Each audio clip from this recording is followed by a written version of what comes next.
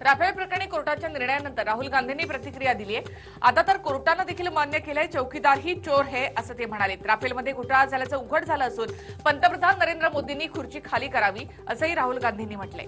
Rafale प्रकरणी सर्वोच्च न्यायालयानं केंद्र सरकारला धक्का दिलाय। त्यांच्या समोरील अडचणी वाढण्याची शक्यता आहे। केंद्र सरकारनं राफेल करारातील पुराव्याच्या कागदपत्रांना घेतलेला आक्षेप सर्वोच्च न्यायालयानं फेटाळून लावलाय। काँग्रेस अध्यक्ष राहुल गांधी यांनी अमेठीमधून उमेदवारी अर्ज दाखल केला। गेल्या 3 टर्मपासून राहुल गांधी अमेठीचं प्रतिनिधित्व करत आहेत। अर्ज दाखल करण्यापूर्वी त्यांनी मुन्शीगंज ते गौरीगंज या दरम्यान 3 किलोमीटरचा रोड शो केला। यावेळी राहुल यांच्यासोबत प्रियंका गांधी, रॉबर्ट वाड्रा आणि त्यांचे संपूर्ण कुटुंबीय उपस्थित होतं। गुजरातच्या जुनागडमध्ये मोदींची प्रचार सभा पार पडली। यामध्ये मोदींनी काँग्रेसवर हल्लाबोल केला। काँग्रेसचा आणखी एक घोटाळा उघड झाला असून तुगलक रोड निवडणूक घोटाळा झाल्याचं त्यांनी म्हटलेलं आहे। अखेर राधाकृष्ण विखे पाटील 12 एप्रिलला नरेंद्र मोदींच्या उपस्थितीमध्ये भाजपमध्ये प्रवेश करणार आहेत। अहमदनगरमध्ये ते पक्ष प्रवेश करणार असून त्यांच्यासह विजयसिंह मोहिते पाटील देखील अकलूजमध्ये भाजपमध्ये प्रवेश करतील। यंदा बारामतीमध्ये इतिहास घडण्याची शक्यता आहे। बारामतीची जागा आम्हीच जिंकू असा विश्वास रामदास आठवलेंनी व्यक्त केलेला आहे। ही वंचित आघाडी नसून किंचित आघाडी आहे असं आठवलेंनी आघाडीची खिल्ली उडवत म्हटलेलं आहे। पंढरपूरच्या वाडी कुरोली इथे विजयी संकल्प मेळाव्याचं आयोजन करण्यात आलं होतं। यावेळी काँग्रेसचे जिल्हा उपाध्यक्ष कल्याणराव काळे यांनी मुख्यमंत्री देवेंद्र फडणवीस आणि महसूल मंत्री चंद्रकांत पाटील यांच्या उपस्थितीमध्ये भाजपमध्ये प्रवेश केला। ठाकरे मोदी मैत्रीचा नवं पर्व सुरू झालं असून मागच्या 4 वर्षात जे घडलं ते गंगेला मिळालं असं शिवसेनेच्या संजय राऊत यांनी म्हटलंय। मधल्या काळामध्ये भाजप शिवसेनेमध्ये जी कटुता होती ती आता संपली असंही राऊत यांनी म्हटलंय। एमआयएमचे आमदार इम्तियाज जलील हे शांतिगिरी महाराज यांची भेट घेणार आहेत। हिंदू मतांचं विभाजन टाळण्यासाठी शांतिगिरी महाराजांनी निवडणुकीमधून माघार घेतली होती। आता इम्तियाज यांच्या भेटीला जाणार असल्यामुळे विविध चर्चांना उधाण आलेलं आहे। भाजपचे बंडखोर उमेदवार माणिकराव कोकाटे यांची जाहीर सभा नाशिकमध्ये पार पडली।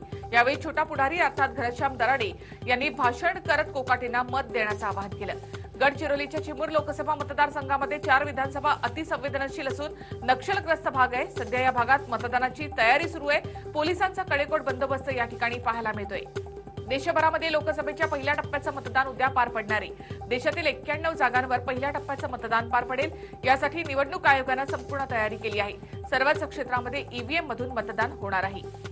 जम्मू काश्मीरच्या राजौरी भागामध्ये पहिल्या टप्प्यातील मतदानासाठी तयारी सुरू करण्यात आली आहे। 11 एप्रिल रोजी म्हणजेच उद्या राजौरीमध्ये पहिल्या टप्प्यातील मतदान होईल।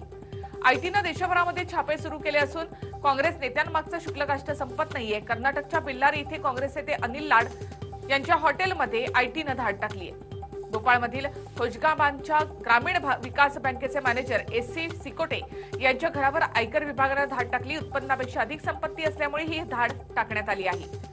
प्राप्तिकर विभागाने निवडणुकीच्या काळामध्ये ईडीनं जे काही छापे टाकले त्यावर निवडणूक आयोगानं नाराजी व्यक्त केली आहे। तुम्हाला जर छापा टाकायचा असेल तर केंद्रीय निवडणूक आयोग आणि राज्य निवडणूक अधिकाऱ्यांना याची पूर्वसूचना द्या अशा शब्दात आयोगानं अधिकाऱ्यांना फटकारलं आहे। सैनिकांच्या ताफ्याला सुरक्षितता देण्यासाठी जम्मू श्रीनगर बारामुल्ला या राष्ट्रीय महामार्ग सामान्य नागरिकांसाठी आठवडाभरापासून बंद करण्यात येणार आहे। या निर्णयाला उमर अब्दुल्ला यांनी विरोध केलाय आणि त्यासाठी त्यांनी रास्ता रोको देखील केला। ओडिशामध्ये माओवाद्यांनी पुलाखाली लावलेले भूसुरुंग उद्ध्वस्त करण्यात पोलिसांना यश आलं। 50 किलोचे भूसुरुंग या ठिकाणी लावण्यात आले होते। माओवाद्यांनी गजपती जिल्ह्यातील मोहना मार्गावर हे भूसुरुंग पेरले होते।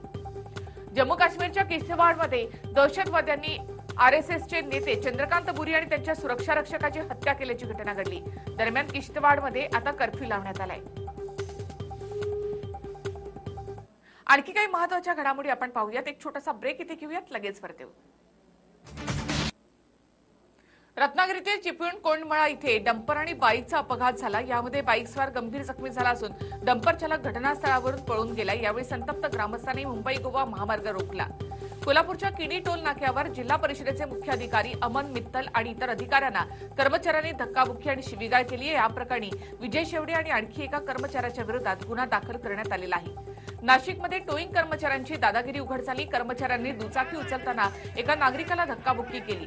हा सगळा प्रकार पोलीस अधिकाऱ्याच्या समोर घडलाय। पोलीस बघ्याची भूमिका घेत असल्यामुळे नागरिकांनी संताप व्यक्त केला। नागपूरच्या बाळाभाऊ पेठ झोपडपट्टीमध्ये पोलिसांनी 2 कुख्यात गुंडांना अटक केली आहे। त्यांच्याकडून पोलिसांनी तब्बल 20 तलवारी जप्त केल्यात। पहाटे 4च्या सुमारास पोलिसांनी ही कारवाई केली आहे। पालघर, डहाणू आणि तलासरीमध्ये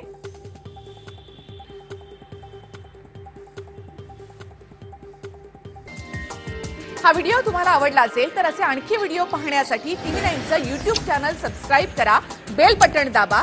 ताज्या घडामोडींसाठी लॉग ऑन करा tv9marathi.com.